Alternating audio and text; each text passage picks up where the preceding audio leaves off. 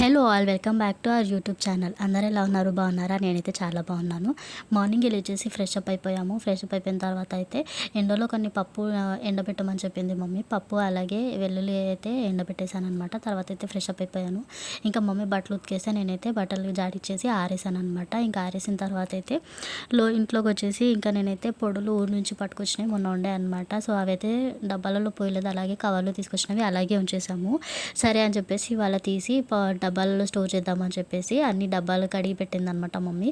So ఇంకా ఫ్రెష్గా కడిగి పెట్టుకుంటే బాగుంటుంది కదా అందుకని చెప్పేసి ఇంకా అవి తీసేసి పక్కన అయితే పాలు అయితే పెట్టేశాను అనమాట కాఫీ కోసం అయితే.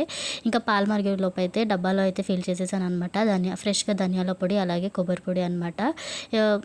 ఫ్రెష్గా చేసుకుంటే ఎప్పటికప్పుడు చాలా టేస్టీగా ఉంటుంది. సో అందుకని ఇలా స్టోర్ చేసుకున్నాను అనమాట. తర్వాత అయితే కాఫీ అయితే కలిపేసుకున్నాను. ఇంకా కాఫీ తాగేసిన తర్వాత అయితే నేనైతే ఇల్లు అయితే ఊడ్చేసాను అనమాట. ఇంకా ఇల్లు ఊడ్చేయడం పని అయిపోయిన తర్వాత అయితే నేనైతే ఇల్లుకంతా మాప్ అయితే పెట్టేశాను అనమాట. తడిగుడ్డ అయితే పెట్టేశాను. ఇంకా తడిగుడ్డ పెట్టేసిన తర్వాత అయితే వాటర్ బాటిల్స్ అయితే నింపేశాను. ఇంకా ఎండాకాలం కదా, వాటర్ ఎక్కువ తాగుతాం కదా, సో ఇంకా ఊకే వాటర్ అయితే ఖాళీ అవుతున్నాయి. సో వాటర్ బాటిల్స్ అయితే ఫిల్ చేసేసాను. ఇంకా తర్వాత అయితే వంట చేసేసి లంచ్ అయితే చేసేసాను. లంచ్లోకి అయితే వైట్ రైస్ ఇంకా ఎగ్ కర్రీ చేశాను అనమాట ఆ రోజు.